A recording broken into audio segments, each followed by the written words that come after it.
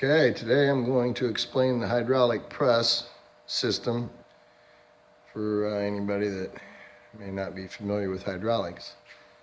That's the cylinder and the press right there, and there's the hydraulic unit, foot pedal switch.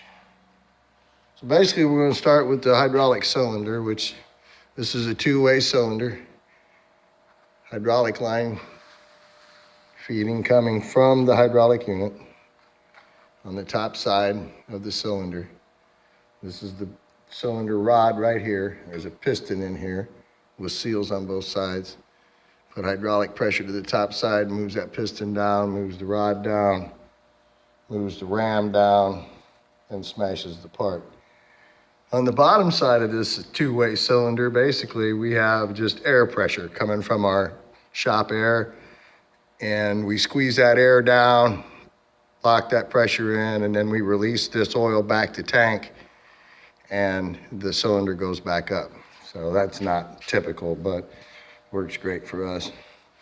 Hydraulic unit is pretty straightforward, really, for hydraulics. We have our hydraulic tank right here.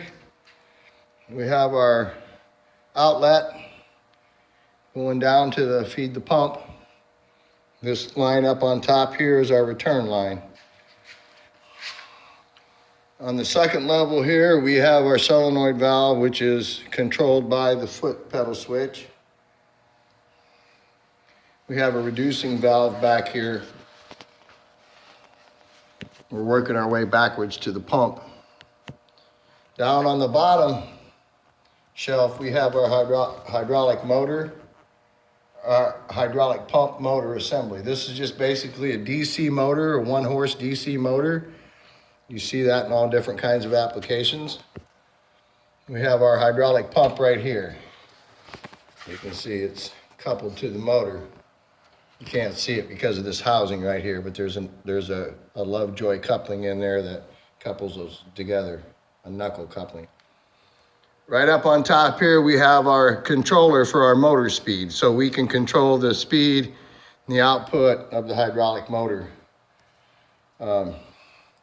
Basically what happens is the motor starts up, you fire it up, you start turning this gear pump right here.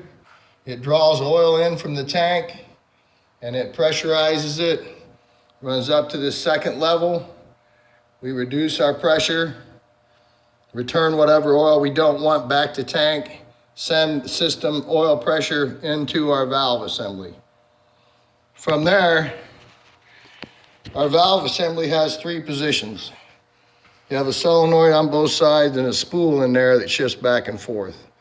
In the center position, it locks in place, it blocks off all oil, and it basically just returns back to tank.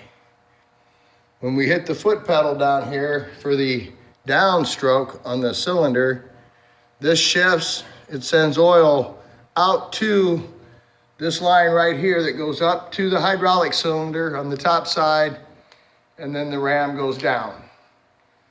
And we squeeze air on the bottom side.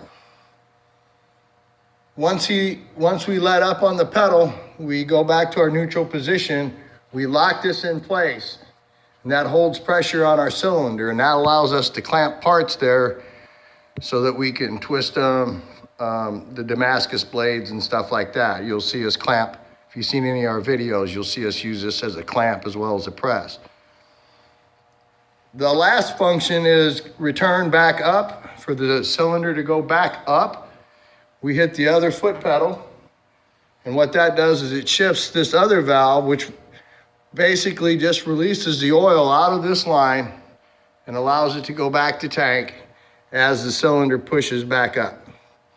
Simple as that. That's the hydraulic 101. We use it all the time. It's massive capability. It'll put out, we tested it, a little over 120 tons of pressure. Basically destructive test for safety purposes. It passed that, no problem. We run it at about 30 tons, 25 tons. That's pretty high, really. So I would say 20 tons to 25. There we go. Peace.